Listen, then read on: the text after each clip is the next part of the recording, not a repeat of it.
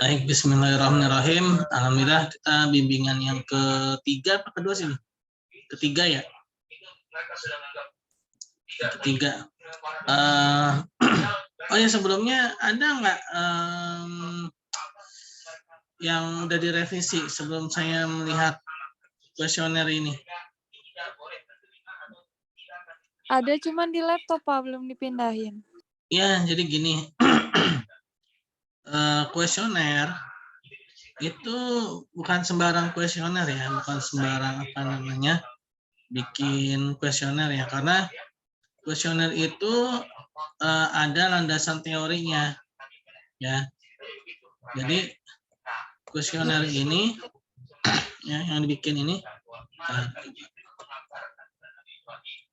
sebenarnya harus kemarin judulnya apa ya? Saya lupa. Nah, ini ya. Nama, identitas responden, usia, ya, domisili, terus apa lagi nih? Malah ngeblank lagi ya. Ntar, laptop saya malah ngeblank nih. Soal saya masih kedengeran kan ya?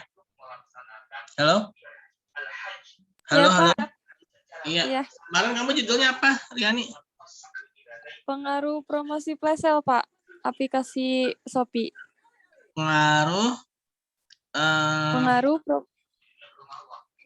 flash sale ya? Pengaruh flash sale Shopee dalam perspektif Islam.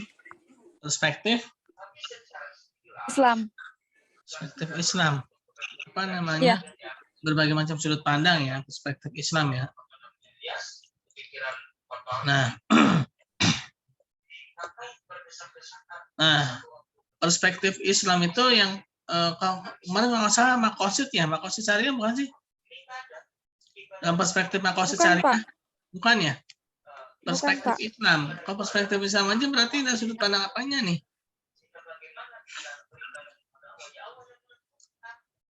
Sudut pandang apanya?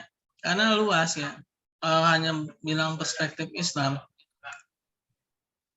Itunya Pak, cara ini konvensional atau syariah kayak gitu. Terus ini berlebihan apa enggaknya gitu Pak. Nah, itu berarti apa nih sudut pandang fikih? Fikih muamalah atau apa nih dalam sudut pandang, karena ketika bicara perspektif Islam itu luas ya. Islam itu kan mengatur 3 hal ya. Ya apa namanya? Akidah, syariah, terus apa lagi? Akhlak ya, secara garis besar ya.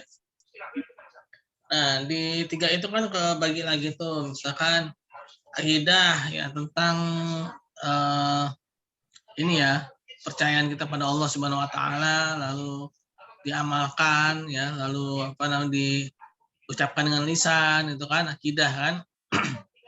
Nah, terus yang kedua ini syariah ya, tata cara. Tata cara ini mengandung 2 hal ya.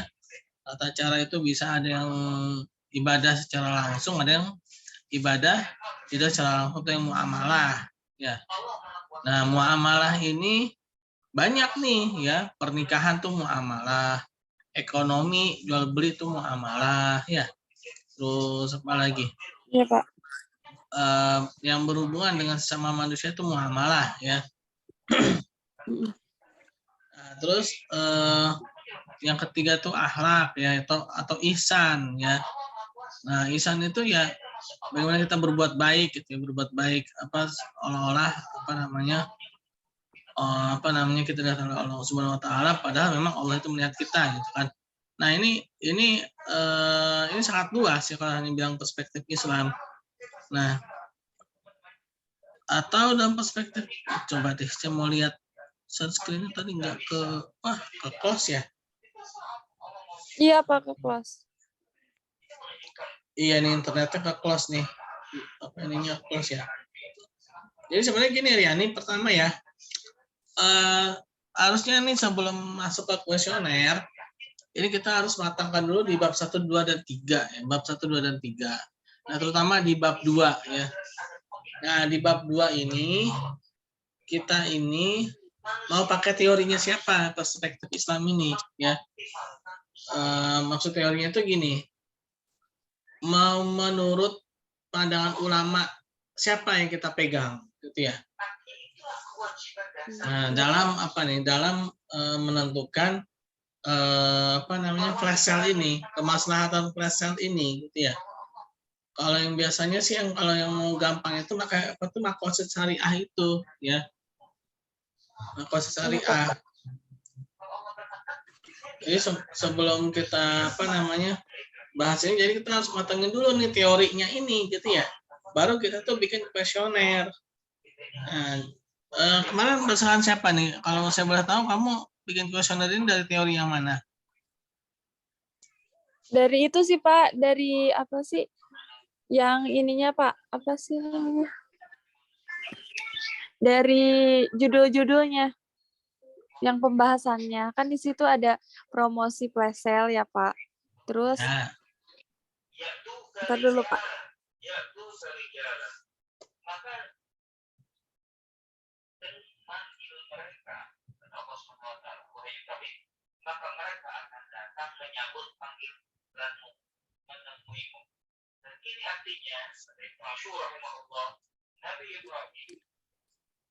gimana udah dapat belum? Belum Pak, bentar. Dicari dulu. Ayo.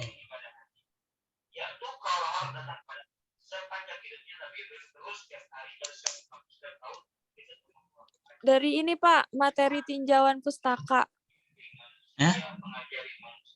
Dari ini tuh kuesionernya dari tinjauan pustaka.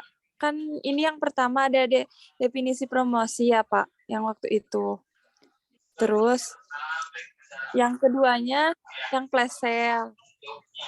Yang itu Pak. Gini, aduh. Jadi gini, dia memang tinjauan pustaka itu maksudnya gini. Ini kan ada fenomena flash sale gitu sekarang ya ceritanya ya.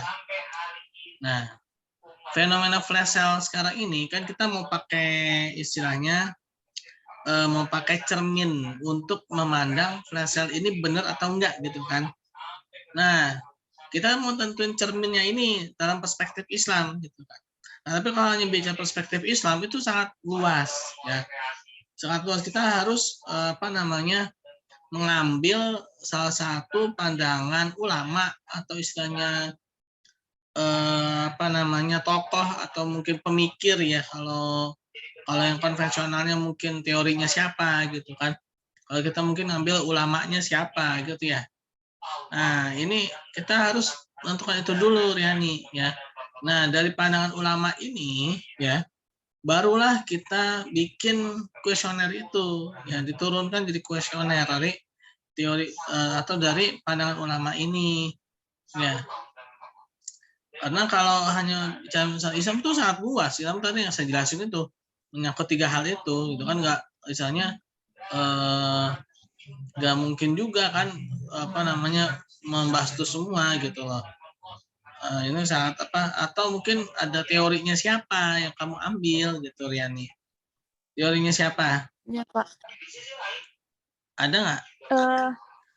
Belum Pak. Waktu Riani bikin kuesionernya itu dari maksudnya tuh jadi merujuk ke judul Pak. Enggak, kalau kuesioner itu dari ya benar dari judul ya. Perspektif Islam ya kan. Judul ada perspektif Islamnya ya. Nah, cuma teori perspektif Islamnya ini harusnya difokuskan lagi gitu loh. Teorinya siapa gitu. Atau ulamanya siapa? Menurut apa nih? Apa namanya? Yang ininya maqasid syariah kah gitu kan. Dalam perspektif maqasid syariahnya siapa nih? Imam Al-Ghazali kah atau Imam Syatibi kah gitu kan. Nah, dari situ baru kita dapat turunan-turunan apa namanya? Kuesioner itu ya, kita bisa menentukan apa namanya tuh rincian-rinciannya gitu loh Riani. Jadi ketika bikin kuesioner pun kita juga nggak apa namanya nggak asal ambil apa namanya dari tinjauan pustaka, tapi juga kita harus ngambilnya tuh terutama dari teori ya. bukan hanya dari definisi, tapi dari teori. Jadi misalkan gini, misalkan ya, berdasarkan maqasid syariah Imam Al-Ghazali, ya kan, flash sale pengaruh flash sale ya, dalam sudut pandang dalam teori maqasid syariah misalkan. Nah, maqasid syariahnya Imam Al-Ghazali misalkan pertama, dia melindungi agama gitu kan. Nah, bagaimana nih perspektif flash sale ini dalam melindungi agama? Apakah flash sale ini bisa merusak agama atau enggak? Merusak agama itu maksudnya gini, orang yang seharusnya misalkan ya, orang yang seharusnya mungkin membelanjakan hartanya untuk misalkan untuk keluarganya ya, karena ada flash sale ya, ada jual barang yang mungkin istilahnya nggak penting-penting banget ya, akhirnya dia lebih memilih untuk beli flash sale itu gitu kan. Nah, terus juga yang kedua tuh apakah dia merusak jiwa ya kan. Nah, mungkin ada barang flash sale sebenarnya tuh mungkin bisa jadi barang itu kehalalannya dipertanyakan misalkan ya. Nah, tapi karena flash sale orang tergiur dengan harga yang murah akhirnya dibeli ya. Akhirnya dikonsumsi karena melihat harganya yang murah ya. Terus merusak akal kan, sama nih, akal sama jiwa hampir sama ya. Ada barang yang mungkin dia secara kehalalan dia kurang bisa dipertanggungjawabkan gitu karena merusak akal manusia, tapi karena flash sale ini dia akhirnya dibeli kan. Hampir sama jiwa sama akal. Terus yang keempat nih ya, ini contoh singkatnya aja Rian ya. Yang keempat nih, misalkan nih ada suatu barang ini bisa merusak keturunan. Misalkan ada suatu barang yang mungkin kalau dikonsumsi ini bisa menyebabkan seorang itu bisa tidak mendapatkan keturunan misalkan ya. Nah, dikonsumsi oleh seorang dan akhirnya dia menjadi steril misalkan. Akhirnya keturunannya rusak gitu kan. Tapi karena flash sale udah tergoda akhirnya dibeli gitu kan. Dibeli akhirnya dikonsumsi dan akhirnya terjadilah keturunannya rusak. Dan yang kelima, yang Imam Al-Ghazali menyebabkan bahwa maqasid syariah yang kelima itu adalah melindungi harta ya. Nah, ada orang mungkin pendapatannya pas-pasan ya. Pendapatannya pas-pasan, tapi karena tergoda flash sale, akhirnya dibeli itu barang padahal dia tuh istilahnya buat makan aja susah gitu loh. Tapi karena flash sale akhirnya dibela-belain beli sama dia padahal gak penting juga gitu. Nah, jadi situ ya cerminannya itu jelas ya. Ulamanya ini, tokohnya ini. Kalau dalam kayak konvensional pun juga sama juga ya kan, ada teorinya siapa nih? Teorinya apa? Kalau marketing mix gitu kan. Kalau yang jasanya itu ada 4P, kalau yang barang yang 4P, kalau yang jasa 7P ya. Terbalik saya tuh. Ya pokoknya dia ada ininya, ada teorinya lah ya. Ini ada, Pak. Hmm? Ini ada sih, Pak, yang perspektif dalil sama hadisnya. Iya. Iya, perspektif dari hadis. Maksudnya tuh ulamanya siapa gitu loh. Menurut siapa ulamanya? Nggak mungkin juga menurut kamu kan. Kamu kan bukan. Iya, Pak. Menurut Ibnu Abbas berkata, makan dan berpakaianlah sesuka kalian asalkan kalian terhindar dari dua sifat berlebih-lebihan dan sombong. Itu, Pak. Iya, betul. Ibnu Abbas. Mungkin gini, Ibnu Abbas itu punya ini. Ibnu Abbas itu ada teori apa nih yang kamu ambil di situ?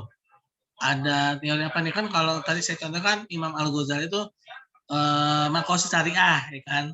Nah, kalau yang kamu Ibnu Abbas ini yaitu sahabat Rasulullah ya, ada ini enggak apa istilahnya teori yang dipegang enggak sama kamu? Apa nih sebutan nama teorinya itu apa? Nah, enggak ada, Pak, cuman hadis sama Al-Qur'an aja di sini yang dicantumin. Nah, nggak bisa gitu juga Riani ya. Jadi harus ada satu teori yang sudah terangkum yang disebut apa gitu ya. Nah, dari teori yang sudah terangkum itu, yang sudah disebut ada namanya itu, ya. Nah, itulah yang akan dijadikan sebagai cermin dalam membuat kuesioner, ya. Jadi kuesioner itu fokus, ya. Ada ada pegangannya gitu loh, ya. Memang mungkin Ibnu Abbas radhiyallahu anhu itu ada suatu teori dari Ibnu Abbas apa nih yang kamu temukan gitu kan. Dari teorinya Ibnu Abbas disebut apa gitu, teori apa gitu. Nah, sehingga dari teori Ibnu Abbas radhiyallahu anhu ini kamu bisa membuat kuesioner dari situ, ya. Nggak apa-apa misalkan dari Ibnu Abbas radhiyallahu anhu, tapi kamu harus ada satu kalau dibilang tuh pegangannya gitu loh ya, pegangan teorinya Riani. Jadi nggak bisa juga atau gini, kamu ada nggak kitabnya atau kamu megang kitabnya Ibnu Abbas radhiyallahu anhu tentang ini konsumsi, teori konsumsi menurut Ibnu Abbas ada? Nggak ada, Pak. Nah, berarti harus ada ininya yang tadi saya bilang ya. Teori menurut Flassel menurut Ibnu Abbas bisa juga sih. Cuman kamu harus ada ininya, pegangan bukunya. Teori konsumsi menurut Ibnu Abbas, pengaruh Flassel ya dalam perspektif teori konsumsi Ibnu Abbas. Nah, bisa juga sebenarnya kayak gitu. Dari hadis-hadis atau dari rangkuman-rangkuman Ibnu Abbas radhiyallahu anhu itu pendapat-pendapat beliau dari Al-Qur'an dan hadis bagaimana mengatur mengkonsumsi suatu barang ya. Dari yang pastinya ada ulama juga yang merangkumnya ya. Berdasarkan Ibnu Abbas radhiyallahu anhu itu bisa juga kayak gitu ya. Bukan hanya teorinya itu jadi bukan hanya ngambang gitu Riani. Nah, kalau saran saya ya Riani ya, kalau saran saya itu menurut ini aja yang udah familiar ya, yang sering dibahas. Karena kalau skripsi juga itu sebenarnya hanya mengkonfirmasi teori ya, hanya mengkonfirmasi teori. Kita nggak usah pusing-pusing bikin teori baru karena itu bukan level kita. Itu bukan level buat skripsi, yang itu levelnya buat disertasi, buat S3 ya. Disertasi pun ya tadi itu harus ada teorinya juga gitu kan, teori yang udah lama nih. Misalkan tadi tuh kita bikin kajian misalkan fikih ekonomi Ibnu Abbas gitu kan, boleh aja ya, tapi itu untuk disertasi ya. Nah, untuk level kita di S1 ini kita hanya cukup mengkonfirmasi teori yang udah ada ya dibandingkan dengan fenomena yang ada sekarang ya. Nah, oleh karena itu tadi saya bilang teorinya tuh harus ada dulu ya. Menurut siapa nih ulama-ulama? Nah, makanya kita tuh harus tahu, harus dekat sama ulama-ulama salafus soleh. Kenapa? Karena ketika kita dekat, dalam arah dekat itu kita harus sering-sering baca, tahu karya beliau ya, tahu beliau itu lahir di mana atau ini. Nah, nanti jadi ketika ada fenomena kayak gini ya flash sale, kita tuh nggak pusing-pusing lagi ya untuk mengambil ini teorinya ulama ini nih cocok banget nih gitu ya untuk zaman sekarang gitu. Nah, makanya pemuda-pemuda sekarang nih harus harus kembali menggali ya, harus kembali menggali teori-teori ulama-ulama salafus saleh kita yang memang ternyata tuh sangat relevan sekarang. Kayak tadi tuh yang saya sebutkan salah satunya teori dari Imam Al-Ghazali kan, Maqasid Syariah, Maqasid Syariahnya Imam Satibi, itu juga banyak ya, Ibnu Miskawi dan sebagai macamnya, itu semua ada ya. Nah, tinggal kitanya ini harus ada rasa ketertarikan terhadap ilmuwan muslim itu dan juga terhadap teori-teori dan ilmu mereka, sehingga ketika manfaatnya luas ya, bukan hanya untuk skripsi ya, bukan hanya untuk jangka pendek skripsi, tapi untuk diri kita sendiri juga. Jadi kita tuh juga nggak kehilangan panutan ya. Jadi kita itu ketika mempelajari ilmu Islam itu bukan hanya jangka pendek, misalkan buat skripsi aja nih kita baru belajar, atau mungkin nanti pas mau nikah baru mempelajari Islam nih, tapi begitu udah nikah lewat ya kan. Kita nih sekarang nih belajar nih tentang teori-teori ekonomi Islam karena mau skripsi, begitu udah skripsi lewat lagi kan, nggak dipelajarin lagi. Nah, jangan sampai kayak gitu ya. Jadi kita ini belajar ilmu Islam ini, ekonomi Islam ini adalah jangka panjang ya. Ini kita harus menyatu mendarah daging ya. Jadi ketika ada kasus-kasus ya yang mungkin nanti bisa jadi Riani menemukan apa namanya sesuatu yang membuat Riani itu tanda tanya gitu ya. Tapi karena jauh dari apa ilmu-ilmu Islam akhirnya nggak terjawab, padahal di Islam itu udah ada jawabannya. Nah, salah satu contohnya sekarang aja nih yang sekarang ini skripsi ini ya. Karena ya mungkin kita memandang Islam itu apa namanya seperti sekarang ini ya, seperti Riani memandang Islam seperti itu, jadi seolah-olah Islam itu sempit gitu kan. Padahal Islam itu luas ya. Ulama-ulama, mazhab-mazhab fikih ya itu banyak, itu banyak. Jadi ketika bicara Islam tuh bisa jadi menurut mazhabnya siapa, bisa menurut ulamanya siapa, menurut teorinya siapa. Nah, ini harus kita pelajari Riani. Nah, ini harus kita ketahui. Nah, makanya ini sangat sayang sekali, apalagi kalau Riani itu pasti lebih muda dari saya kan. Saya ini kalau dibilang ya umur saya masih 17 tahun ya. 17 tahun sisanya. Nah, artinya ya artinya kesempatan untuk mendapatkan ilmu lebih banyak itu Riani bisa lebih banyak daripada saya kan. Nah, ya tadi itu ya jangan hanya memandang Islam itu sempit menurut Islam, seolah Islam itu cuma apa gitu kan, cuma sholat zakat gitu kan.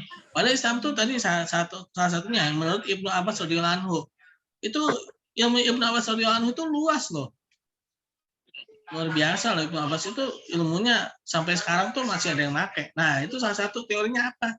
Nah, itu harus kita ketahui ya, teorinya apa nih? Luas loh, Ibnu Abbas tuh teorinya banyak loh ya. Jangan menurut Ibnu Abbas itu banyak loh, ilmunya itu luas ya. Kita harus ambil nih salah satu misalnya teori konsumsinya kan. Kalau udah ada bukunya misalkan kamu nemuin buku teori konsumsi menurut Ibnu Abbas gitu kan. Nah, itu siapa nih yang telah merangkumnya itu ya. Nah, jadi seperti itu ya Riani ya. Jadi seperti itu. Kamu harus tentukan dulu teorinya siapa, ulamanya siapa ya. Dari situlah kamu bisa membuat kuesioner ya. Bisa membuat pertanyaan-pertanyaan. Jadi dalam membuat pertanyaan pun juga tidak boleh asal ya. Kalau kamu ngambil dari Ibnu Abbas, dari ini, dari itu, dari ini, nah, berarti kamu sama saja sedang membuat teori baru. Nah, ini bukan level kita nih, ya. Ini bukan level kita. Ini nanti kalau mau disertasi, ya, kalau mau S3, karena ini lama, ya. Nah, nanti ketika sidang, kamu bisa di apa ya? Kalau bilang bisa dicincang apa? Bisa di ini kan ya. Kamu apa teorinya siapa nih gitu kan? Dalam perspektif Islam gitu. Nah, saran saya tadi ya, yang udah ini aja yang udah apa namanya biasa aja lah, Maqasid Syariah Imam Al-Ghazali gitu kan. Itu kan banyak tuh bukunya ya. Nah, dari situ kamu bisa bikin pertanyaan kuesioner ya yang terkait dengan flash sale itu ya. Riani ya. Iya, Pak. Mungkin itu aja ya Riani ya untuk apa namanya kuesionernya. Ya, coba kamu tentukan dulu satu teori ya.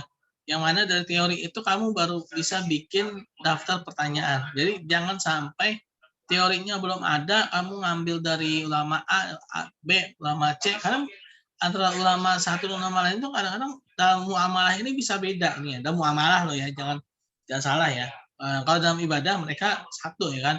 Ya, sholat subuhnya pasti 2 rakaat semuanya, baik itu Imam Al-Ghazali, Imam Hanafi ya. Pasti sholat subuhnya 2 rakaat ya. Nah, tapi dalam muamalah itu luas.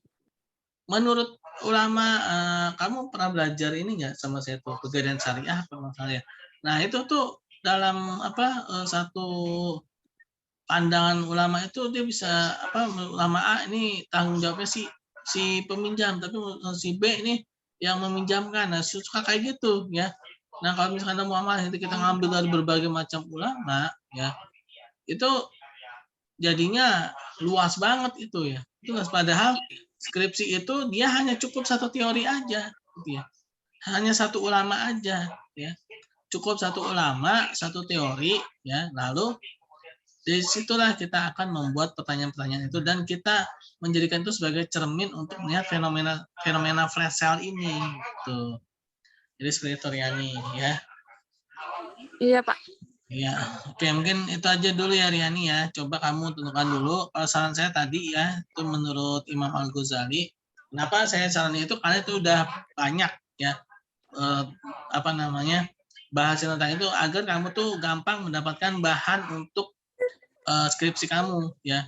Kalau yang lainnya, misalkan kamu mau mengambil ini nih, ya terserah sih. Yang pasti kamu harus punya bukunya itu. Kamu harus punya referensinya.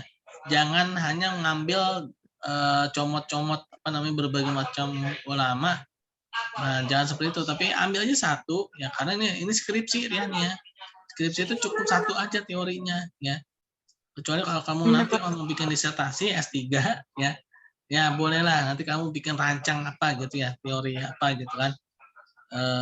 Seperti Dr. Jaribah itu kan bikin fikih ekonomi Umar bin Khattab. Wah, itu menjadi satu teori baru tuh tentang fikih ekonomi Umar bin Khattab radhiyallahu anhu. Nah, itu disertasi tuh ya. Nah, jadi seperti itu ya. Iya, Pak. Oke. Mungkin itu aja Riani. Makasih ya. Saya juga Iya, nggak bisa Pak. on cam karena ini nih jaringannya kurang bagus ya. Ya kita Iya, Pak. tutup Deni juga membaca terima kasih ya, Pak. ya sama-sama ya kita tutup dengan baca hamdalah alamin dan doa Alhamdulillah, ya Rabbi. subhanallah bihamdi subhanallah bihamdika asyhadu an la ilaha illa anta. Assalamualaikum warahmatullahi wabarakatuh. Waalaikumsalam warahmatullahi wabarakatuh.